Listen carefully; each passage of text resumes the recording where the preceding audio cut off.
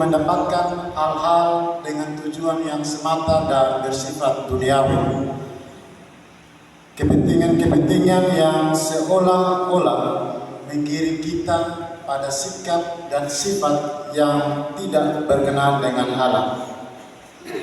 Kita hidup dalam dunia yang mendikte kita untuk terus berusaha mendapatkan jabatan yang baik, untuk mendapatkan penghasilan yang baik, untuk mendapatkan nama baik, mendapatkan pengaruh di mana-mana.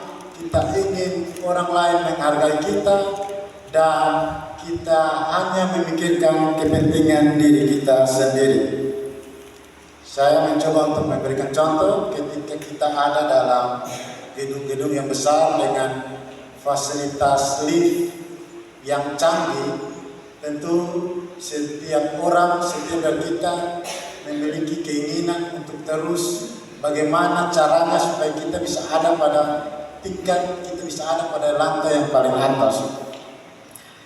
Siapa yang berada di atas dianggap berhasil dan siapa yang berada di bawah dianggap gagal. Ketika kita berada dalam ruang lift yang canggih, misalnya di Kupang, kita bisa lihat Hotel Astor misalnya dengan gedung yang begitu tinggi. Setiap kita yang lewat pasti seringkali berkata dalam hati kita, kira-kira kalau beta sampai di lantai paling atas, tingkat paling atas dari Hotel Astor itu kira-kira beta rasa beta berdiri paling top. So beta bisa lihat semua aktivitas yang ada di luar dan beta merasa paling tinggi dan merasa diri paling hebat. Dunia kita punya satu logika, yakni semua orang ingin naik jabatan, naik penghasilan, naik nama baik, dan semua itu tidak salah untuk bertumbuh.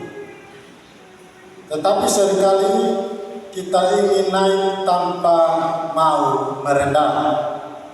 Kita ingin dihormati, tetapi enggan untuk melayani.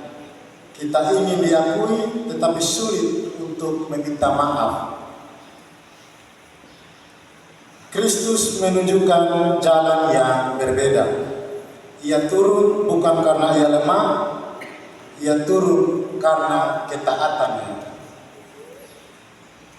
Salib adalah keputusan kasih, dan di salib kuasa Allah tidak meledak seperti petir.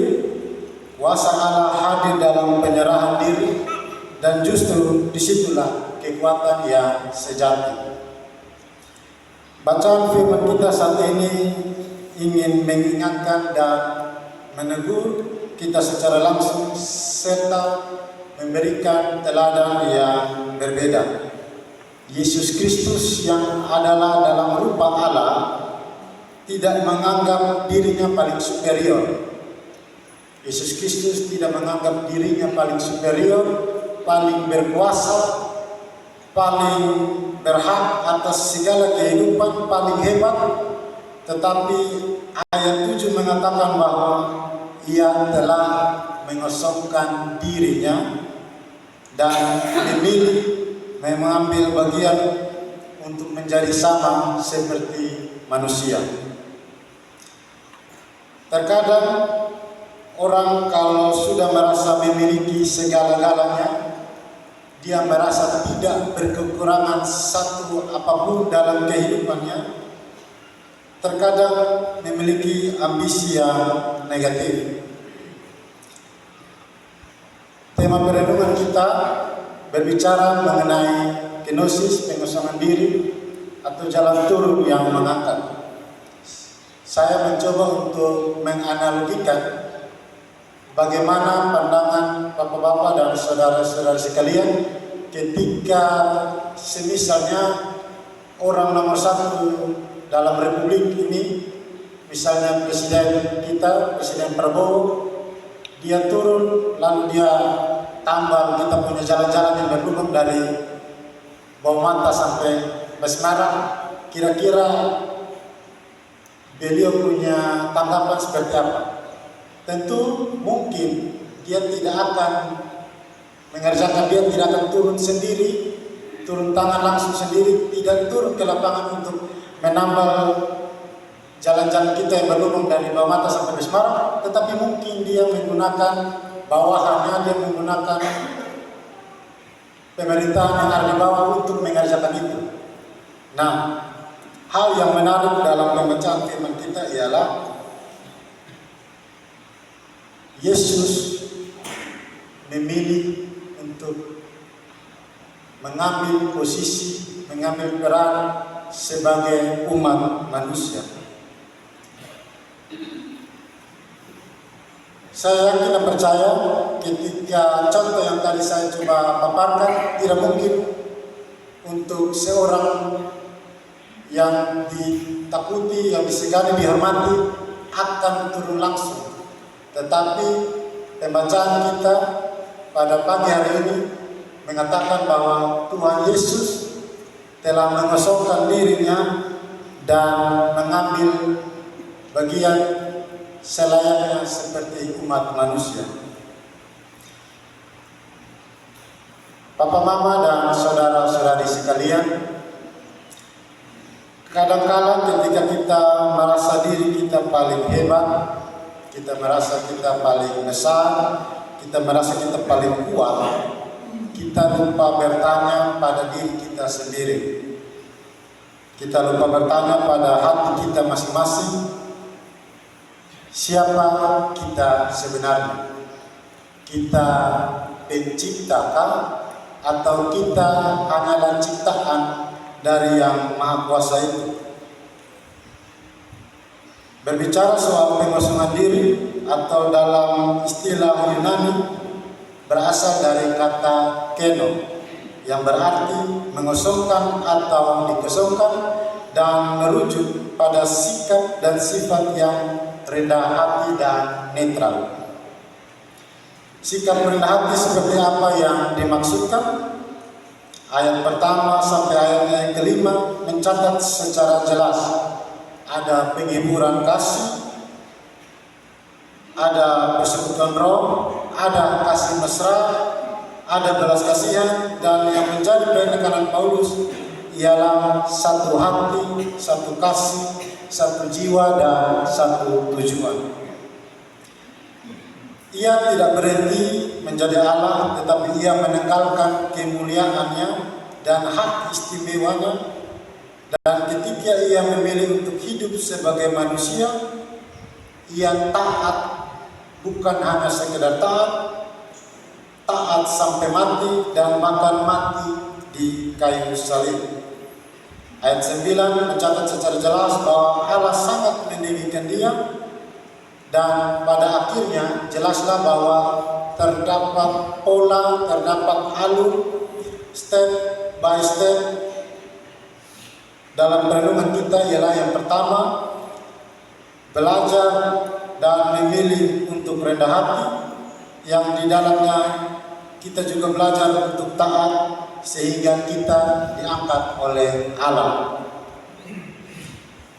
Maksudnya bukan untuk diartikan secara harfiah, tetapi terangkat, melainkan kita memberikan teladan yang berbeda bagi dunia, bahwa tidak perlu untuk membangun ambisi yang besar, untuk mendapatkan jabatan yang bagus, untuk mendapatkan popularitas, untuk mendapatkan kepentingan atau kekayaan semata dan lain sebagainya. Tetapi sangatlah jelas tema perenungan kita di pagi hari ini berbicara mengenai jalan turun yang mengangkat. Berbicara mengenai jalan turun yang mengangkat, kita tidak dapat mengartikan sebagai harfiah, misalnya TTS atau turun-turun Serviang atau jalan turun-turun Bawamata atau lain sebagainya, tetapi merendahkan diri di hadapan Tuhan, dan Tuhan sendirilah yang akan mengangkat kita, karena dalam kerajaan Allah yang merendahkan diri akan ditinggikan oleh Tuhan. Bapak, Mama, dan saudara-saudari sekalian, saya mencatat 2 hal untuk kita bawa pulang, untuk kita refleksikan dalam kehidupan kita dan juga boleh kita lakukan dalam kehidupan kita hari lepas hari. Yang pertama, kerendahan hati yang rela melepaskan segala hal. Terkadang dalam keluarga, dalam pergaulan, dalam lingkungan kerja kita, atau bahkan dalam pelayanan, kita merasa punya hak untuk dihargai. Kita punya hak untuk didengarkan, dan kita merasa kita punya hak untuk diprioritaskan. Tetapi kenosis mengajarkan kita bahwa kasih lebih penting daripada hak. Kasih mendasari semua hal untuk melakukan segala kewajiban maupun menuntut hak diri kita. Kerendahan hati bukan berarti kita tidak berharga, tetapi justru karena kita tahu bahwa kita berharga di dalam Tuhan, dan kerendahan hati juga berarti kita menempatkan Tuhan sebagai yang teratas dan kita meneladaninya sebagai anak. Poin yang kedua ialah setia dalam proses dan percaya pada waktu Tuhan. Setia dalam proses dan percaya pada waktu Tuhan ingin mengajarkan bahwa Yesus yang kita sembah adalah teladan yang percaya pada setiap proses. Ia tidak mengambil jalan pintas, ia tidak mengambil jalan potong dari salib menuju mahkota, tetapi ia berjalan taat langkah demi langkah, meski itu berarti sebuah penderitaan. Kita tidak bicara semata-mata tentang kebangkitan, tetapi melalui jalan sengsara Kristus yang berat, kita terus dikuatkan dan kita terus mengandalkan Tuhan dalam segala hal, maka kita dapat mengamini, percaya bahwa Tuhan akan terus bekerja dalam setiap hidup kita hari lepas hari. Mari bersama-sama kita terus berproses dalam penyertaan Tuhan, dan sekalipun itu ada dalam penderitaan. Roh Kudus menolong kita dengan firman-Nya. Amin.